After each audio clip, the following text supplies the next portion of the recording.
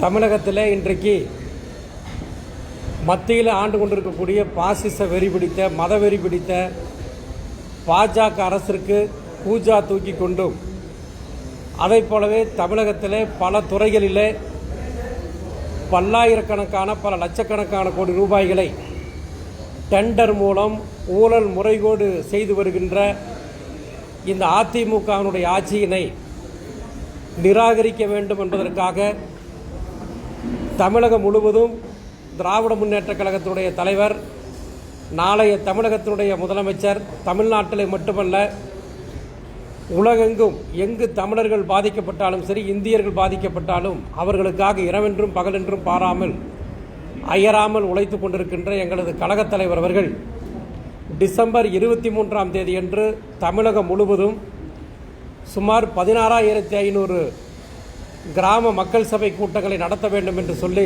எங்களது கழகத் தலைவர் அவர்கள் வேண்டுகோள் விடுத்தது மட்டுமின்றி அந்த கூட்டங்களை நடத்துவதற்காக தொடங்கி வைத்தார்கள்.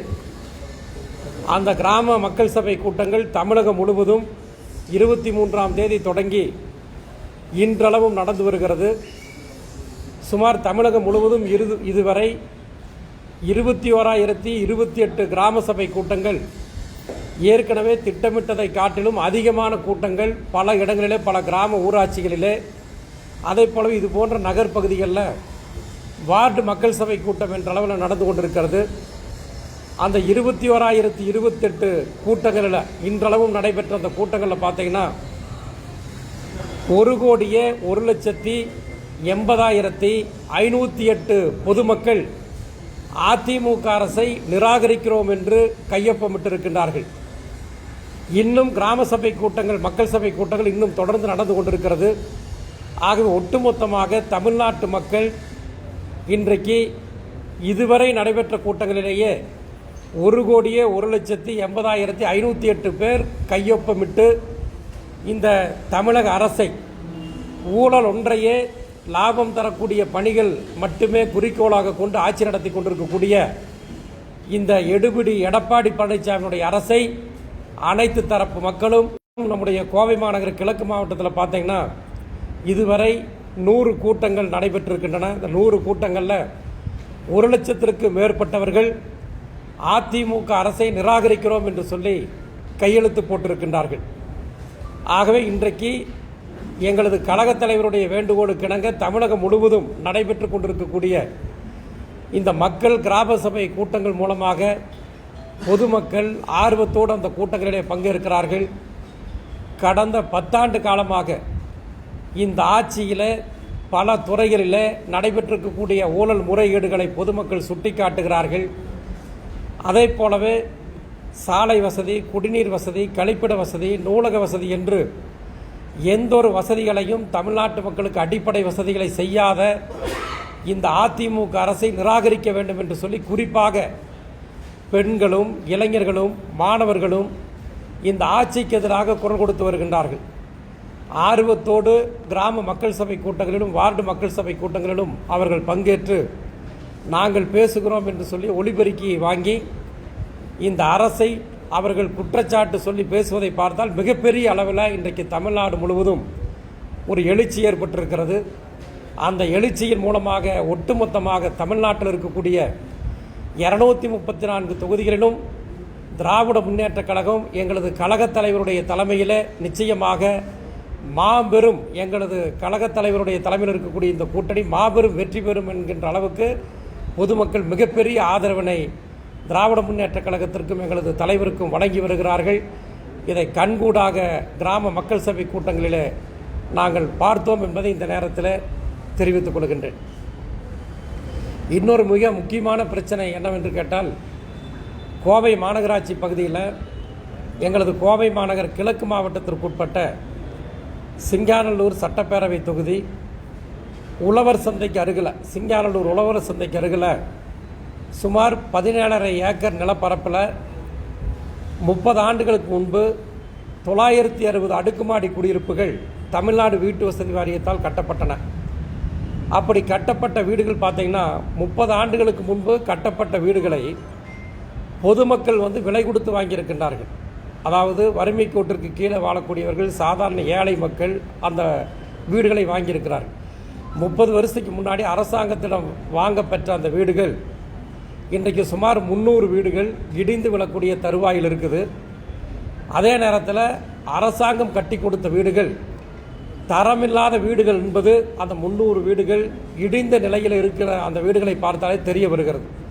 அதில் முக்கியமான பிரச்சனை பார்த்தீங்கன்னா, கடந்த 10 ஆண்டு காலமாக அந்த குடியிருப்பில் வசித்து வரக்கூடிய மக்கள் புதிய குடியிருப்புகளை கட்டித்தர வேண்டும் என்று வேண்டுகோள் விடுத்து வருகின்றார்கள். ஏற்கனவே 1998ஆம் ஆண்டு திராவிட முன்னேற்றக் கழகத்தினுடைய ஆட்சி தமிழ்நாட்டில் நடந்து கொண்டிருந்த பொழுது அன்றைக்கு தலைவர் கலைஞர் அவர்கள் சுமார் 64 லட்சம் ரூபாய் நிதி ஒதுக்கி அந்த வீடுகளை எல்லாம் பராமரித்து கொடுத்தார், பழுது பார்த்து கொடுத்தார். இது மாதிரி சலுகையை இதுவரை எந்த அரசு கொடுத்ததில்லை.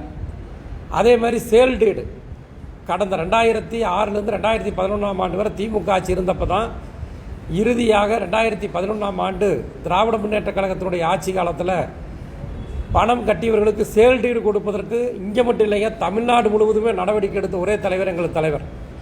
அதே நேரத்தில் இன்றைக்கு இடிந்த நிலையில் இருக்கக்கூடிய அந்த வீடுகளை பாதுகாப்பதற்கு இன்றைக்கு இருக்கக்கூடிய இந்த அரசு எந்த நடவடிக்கை எடுக்கலைங்க.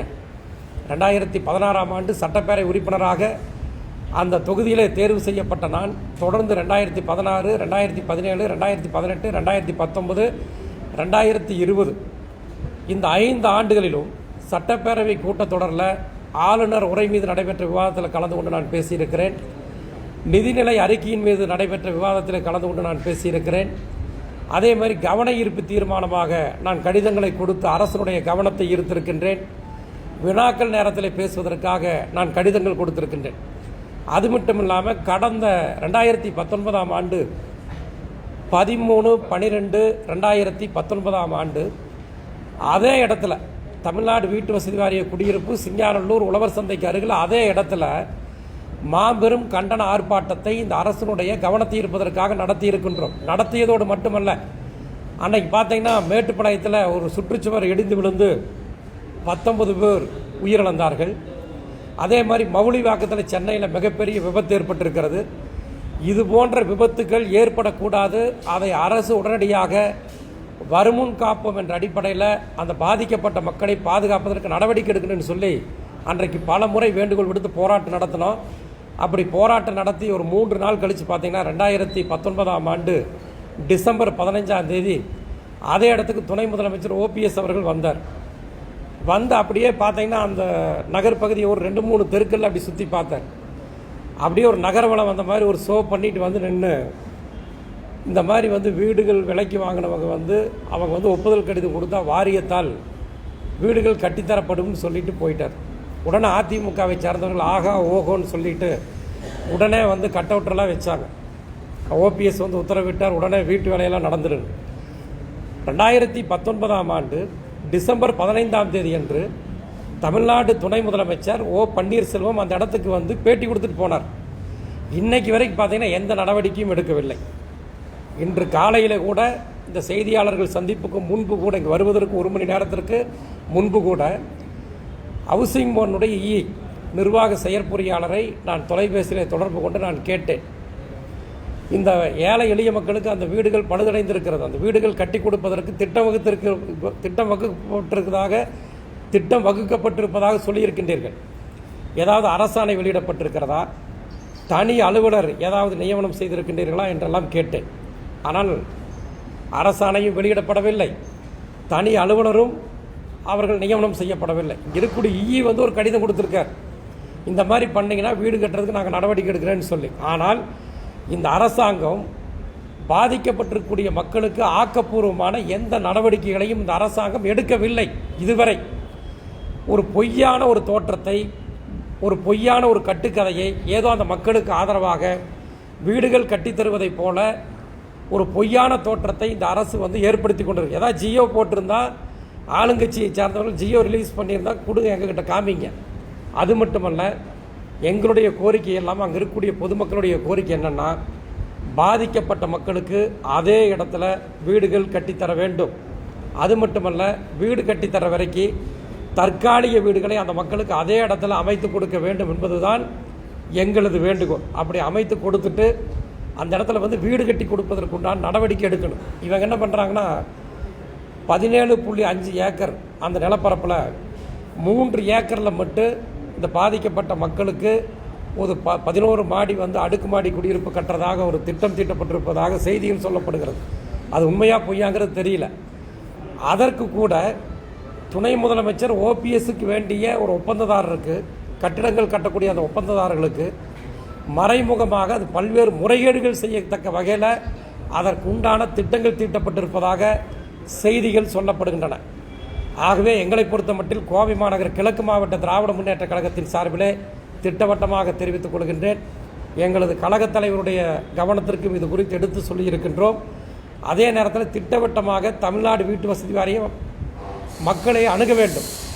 ஒரு ஸ்பெஷல் ஆஃபீஸர் போடுங்க, தனி அலுவலரை போட்டு அங்கே இருக்கக்கூடிய குறைபாடுகள், மக்கள் என்னென்ன குறைபாடுகள் சொல்கிறாங்களோ அந்த குறைபாடுகளை எல்லாம் நீக்கி பொதுமக்களுக்கு வீடு கட்டி தரக்கூடிய அந்த ஏற்பாட்டை உடனடியாக செய்யணும்.